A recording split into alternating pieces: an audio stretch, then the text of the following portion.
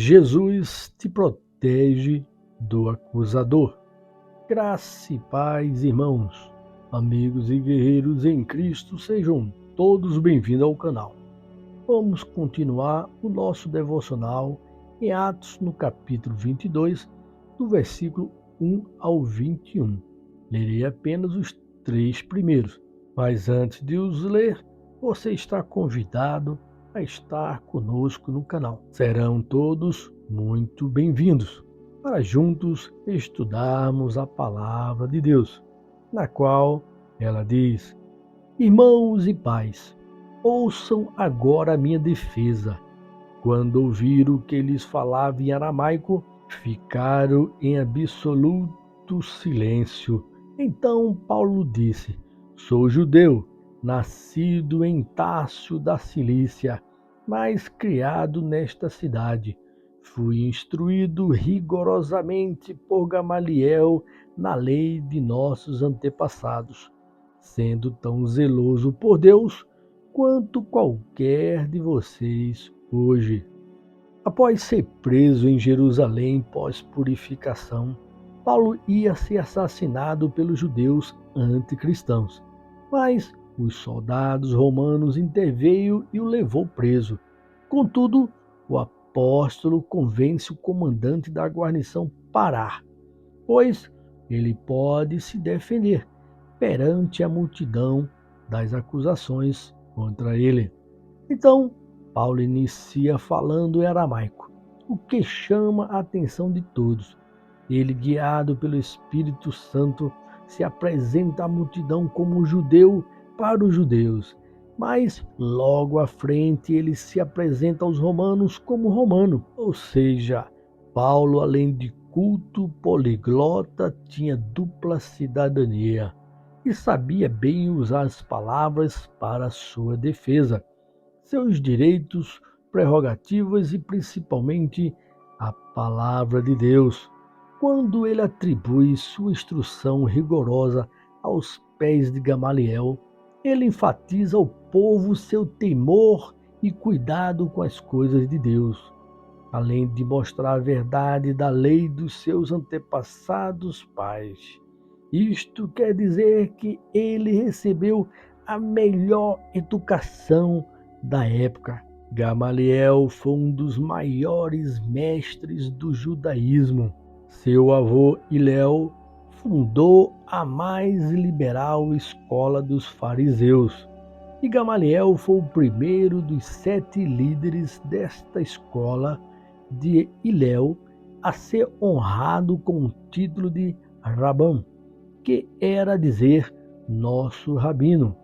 Gamaliel e seu amor à língua grega fez com que os demais rabinos se afastarem dele, pois ele pregava menos rigor à interpretação da lei, que o sábado fosse menos opressivo, regulamentou o divórcio para proteger as mulheres e que os judeus fossem mais bondosos aos gentios. Tendo Paulo, mestre assim, o fez se tornar um excelente cristão.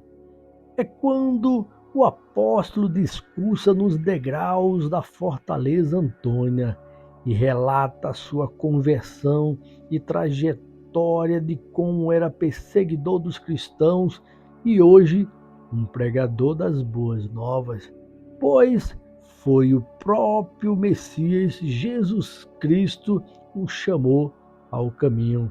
A defesa de Paulo se transforma num verdadeiro momento de inspiração e exemplo de temor a Deus.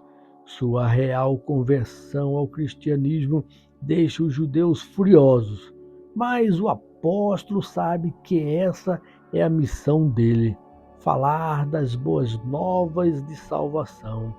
Pois se antes foi corajoso a ir contra os cristãos a ponto de matá-los, porque agora não seria mais ousado em falar de Jesus a eles? Que possamos, irmãos, ter essa ousadia de Paulo ao falarmos de Jesus com as pessoas. Sejamos fortes. E assim como ele usou de sabedoria em momentos específicos a sua defesa, você também pode se defender quando lhe acusarem injustamente.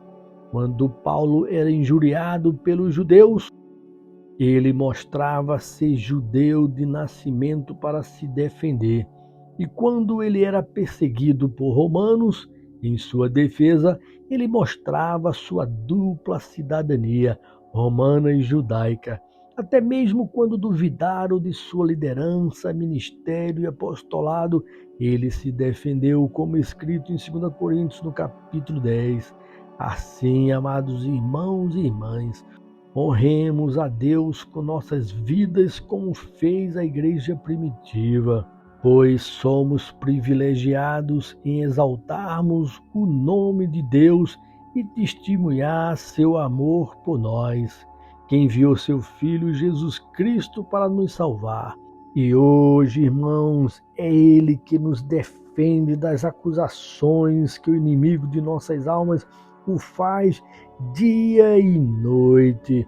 Como diz Apocalipse no capítulo 12, versículo 10, então ouvi uma voz forte dos céus que dizia: agora veio a salvação, o poder, o reino do nosso Deus e a autoridade do seu Cristo, pois foi lançado fora o acusador dos nossos irmãos, que os acusa diante de nosso Deus dia e noite.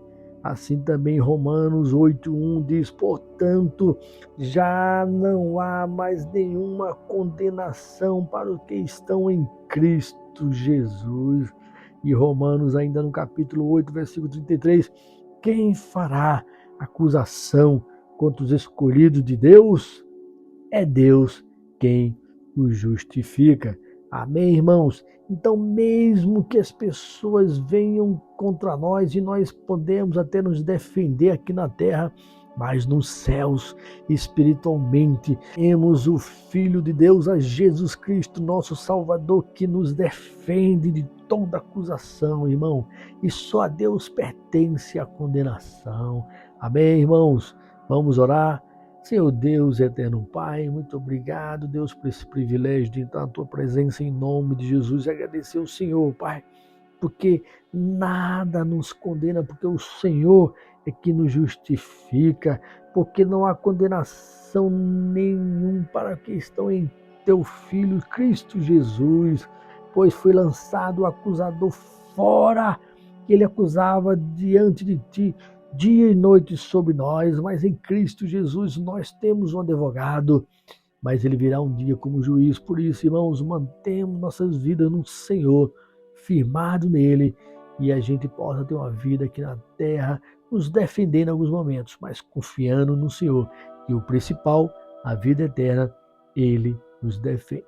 Amém, irmãos? Que Deus abençoe, tenham todos um excelente dia e até amanhã, se Deus nos permitir.